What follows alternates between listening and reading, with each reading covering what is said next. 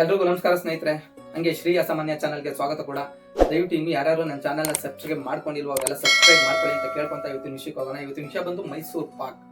ಏನಪ್ಪ ಇವತ್ತು ಮೈಸೂರು ಪಾಕ್ ವಿಷಯ ಮಾತಾಡಕ್ಕೆ ನಾನು ಬಂದಿದ್ದೀನಿ ಅಂದ್ರೆ, ರಾಜಸ್ಥಾನದ ಒಂದು ಅಂಗಡಿ, ತಿಂಡಿ ಅಂಗಡಿನಲ್ಲಿ ಮೈಸೂರು ಪಾಕ್ ಹೆಸರನ್ನ ಬದಲಾಯಿಸಿದ್ದಾರೆ. ಅದರಿಂದ ಮೈಸೂರು ಪಾಕ್ ವಿಷಯ ಇವಾಗ ಮುನ್ನೆಲೆ ಬಂದಿದೆ. ಮೊದಲನೇದಾಗಿ ಮೈಸೂರು ಪಾಕ್ ನಿಜವಾಗ್ಲೂ ಕರ್ನಾಟಕದ, ಅದರಲ್ಲೂ ಮೈಸೂರು ಮಹಾರಾಜರ ಸಂಸ್ಥಾನದಲ್ಲಿ ಅದನ್ನ ಕಂಡುಹಿಡಿದದ್ದ ಅಲ್ವಾ? ಮದ್ರಾಸಿಂದ ಅದನ್ನ ಕತ್ಕೊಂಡ್ ಬಂದ್ರ? ಮೈಸೂರು ಪಾಕ್ ಹೆಸರನ್ನ ಮೈಸೂರು ಶ್ರೀ ಅಂತ ಬದಲಾಯಿಸಿದ್ದು ಯಾರು? ಮತ್ತೆ ಮೈಸೂರು ಪಾಕ್ ಇತಿಹಾಸನ ತಿಳ್ಕೊಳ್ಳೋಣ ಸ್ನೇಹಿತರೆ.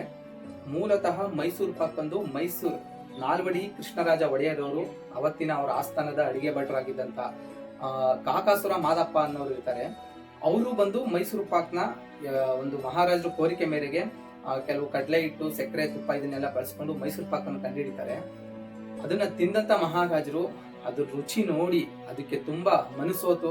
ಅದಕ್ಕೆ ಯಾವ ಹೆಸರಿಡಬಹುದು ಅಂತ ಕೇಳ್ಕೊಂಡಾಗ ಒಂದು ಮಾದಪ್ಪನವರು ಇದು ಮೈಸೂರಲ್ಲಿ ತಯಾರಾಗಿದೆ, ಇದು ಪಾಕ ಅಂದ್ರೆ ಬಂದು ಮೈಸೂರು ಪಾಕ ಅಂದ್ರೆ, ಕೆಲವರು ಇವಾಗ ಏನ್ ಅನ್ಕೊಂಡಿದ್ದಾರೆ ಪಾಕಿಸ್ತಾನ್ ಅಂತ ಹೆಸರೇನಿದೆ ಅದು ಮೈಸೂರು ಪಾಕ್ ಅಂತ ಅನ್ಕೊಂಡಿದ್ದಾರೆ. ದಯವಿಟ್ಟು ಅದಲ್ಲ. ಪಾಕ ಅಂದ್ರೆ ಅದು ಒಂದು ನಳಪಾಕ ಅಂತ ಏನ್ ಹಿಂದಿನಿಂದ ಬಂದಿದೆ ಆ ಪದದಿಂದ ಪಾಕ ತಗೊಂಡು, ಪಾಕ ಅಂದ್ರೆ ಒಂದು ಸಿಹಿ ಖಾದ್ಯ ಅಂತ ಅಷ್ಟೇ, ಅದನ್ನ ಮೈಸೂರು ಪಾಕ್ ಅಂತ ಹೆಸರಿಟ್ರು.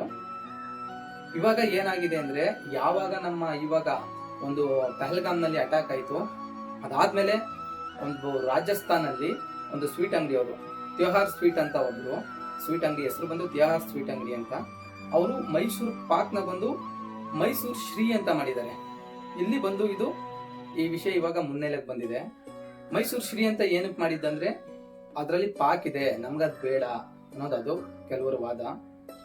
ಹೀಗೆ ಕೆಲವೊಂದು ಅರ್ಥಗಳನ್ನ ಹುಡ್ಕೊಂಡು ಹೋದ್ರೆ, ಉದಾಹರಣೆಗೆ ಏನಂದ್ರೆ, ಈಗ ನಮ್ ಕನ್ನಡ ಭಾಷೆಯಲ್ಲಿ ಒಂದು ಪದಕ್ಕೆ ಒಂದು ಅರ್ಥ ಇದ್ರೆ ತಮಿಳಲ್ಲಿ ಒಂದಿರುತ್ತೆ, ತೆಲುಗಲ್ಲಿ ಒಂದಿರುತ್ತೆ. ಅವ್ರ ಭಾಷೆ ಪದ ಬಂದು ಇಲ್ಲಿ ಒಳ್ಳೆ ಅರ್ಥ ಕೊಡ್ತಾ ಇರ್ಬೋದು, ಇಲ್ಲ ಅಂದ್ರೆ ಕೆಟ್ಟ ಅರ್ಥ ಕೊಡ್ತಾ ಇರ್ಬೋದು. ಅದನ್ನ ನಾವು ಆ ಭಾಷೆನೇ ತಪ್ಪು ಅಂತ ಹೇಳಕ್ ಆಗಲ್ಲ. ಮೈಸೂರು ಪಾಕ್ಗೂ ಮೈಸೂರು ಪಾಕಿಸ್ತಾನಕ್ಕೂ ಕೂಡ ಇಲ್ಲಿ ಯಾವ್ದು ಸಂಬಂಧ ಇಲ್ಲ. ಈಗ ಕೆಲವೊಂದು ಹಂಗೋದ್ರೆ ತುಂಬಾ ಪದಗಳನ್ನೇ ಬದಲಾಯಿಸ್ಬಿಡ್ಬೇಕಾಗುತ್ತೆ. ಈಗ ಒಂದು ಯಾವ್ದು ಒಂದು ಶರಣ್ದು ಮೂವಿಲಿ ತಮಿಳಲ್ಲಿ ಬಟ್ಟೆಗೆ ಏನಂತ ಕರೀತಾರೆ ಅಂತ ಬರುತ್ತೆ, ಅದು ಅಧ್ಯಕ್ಷ ಮೂವಿಲಿ, ಮೇ ಬಿ ಅಧ್ಯಕ್ಷ ಮೂವಿಲಿ ಅನ್ಸುತ್ತೆ ಬರೋದದು.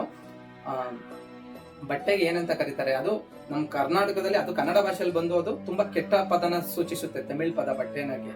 ಆತರ ಇವಾಗ ಪದನೇ ತೆಗೆದು ಬಿಸಾಕಕ್ ಆಗಲ್ಲ. ಅದು ಸಾವಿರಾರು ವರ್ಷದಿಂದ ಆ ಭಾಷೆ ಹುಟ್ಟಾಗಿಂದ ಬಂದಿರುವಂತದ್ದು ಒಂದು ಪದಗಳಾಗಿರ್ತವೆ. ಇವಾಗ ಪಾಕ ಅನ್ನೋದು ನಮ್ಮ ಮೂಲತಃ ನಮ್ಮ ಕನ್ನಡ ಭಾಷೆ, ಅದನ್ನ ನಾವೀಗ ಬದಲಾಯಿಸಕ್ ಆಗಲ್ಲ. ದಯವಿಟ್ಟು ಮೈಸೂರು ಪಾಕ ಅನ್ನೋದು ಅದು ಹಾಗೆ ಇರ್ಲಿ, ಅದು ಹಾಗೆ ಇದ್ರೆ ಅದಕ್ಕೊಂದು ಚಂದ. ಮೈಸೂರು ಶ್ರೀ ಅಂತ ಈಗ ಏನ್ ಬದಲಾಯಿಸಿದಾರೆ, ದಯವಿಟ್ಟು ನೀವು ಮೈಸೂರು ಶ್ರೀ ಅಂತ ಬೇರೆ ಒಂದು ತಿಂಡಿನ ಕಂಡಿಡಿದು ಅದಕ್ಕಿಟ್ರೆ ಉತ್ತಮ ಅನ್ನೋದು ನನ್ನ ಭಾವನೆ. ಜೊತೆಗೆ ಇವಾಗ ಇನ್ನೊಂದು ಇಲ್ಲಿ ದೊಡ್ಡ ತಲೆನೋವಾಗಿರೋದು ಏನಂದ್ರೆ, ನಾನು ಈಗ ಇದ್ರ ಬಗ್ಗೆ ವಿಷಯಗಳನ್ನ ಕಲೆಕ್ಟ್ ಮಾಡಕ್ ಹೋದಾಗ ನನಗೆ ಗೊತ್ತಾಗಿದ್ದು, ಮೈಸೂರು ಪಾಕ್ನ ತಮಿಳ್ನವರು ಇದು ಮೈಸೂರು ಪಾಕ್ ನಮ್ದು, ಇದು ನಮ್ ರೆಸಿಪಿ, ಇದನ್ನ ಆಗಿನ ಕಾಲದಂತ ಒಬ್ಬ ಅಡಿಗೆ ಭಟ್ರು ಕದ್ಕೊಂಡೋಗಿ ಇದನ್ನ ಮೈಸೂರಲ್ಲಿ ಮೈಸೂರು ಪಾಕ್ ಅಂತ ಹೆಸರು ಬದಲಾಯಿಸ್ಕೊಂಡ್ರು ಅಂತ ಹೇಳ್ತಾರೆ. ಅದಕ್ಕೆ ಅವರು ಸಾಕ್ಷಿಗಳನ್ನು ಕೂಡ ತೋರಿಸ್ತಾರೆ.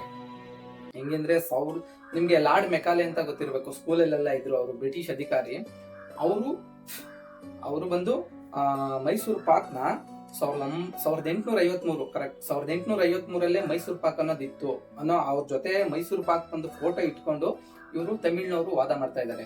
ಇವ್ರು ಹೆಂಗೆ ಅಂದ್ರೆ, ತಮಿಳ್ನಾಡವರು ಕನ್ನಡ ಒಂದು ತಮಿಳ್ನಾಡಿಂದ ಹುಡ್ತು, ತಮಿಳ್ ಒಂದು ಭಾಷೆಯಿಂದ ಹುಡ್ತು, ಇಲ್ಲಿ ಬಂದು ಕಾವೇರಿ ವಿವಾದ, ಇಲ್ಲಿ ಬಂದು ಪ್ರತಿಯೊಂದು, ಈಗ ಮೊನ್ನೆ ಯಾರು ಅವರು ಕಮಲ್ ಹಾಸನ ಯಾರೋ ನಟರು, ಅವ್ರು ಬಂದು ಕನ್ನಡ ಭಾಷೆ ಬಂದು ತಮಿಳಿಂದ ಹುಟ್ಟಿದ್ದು.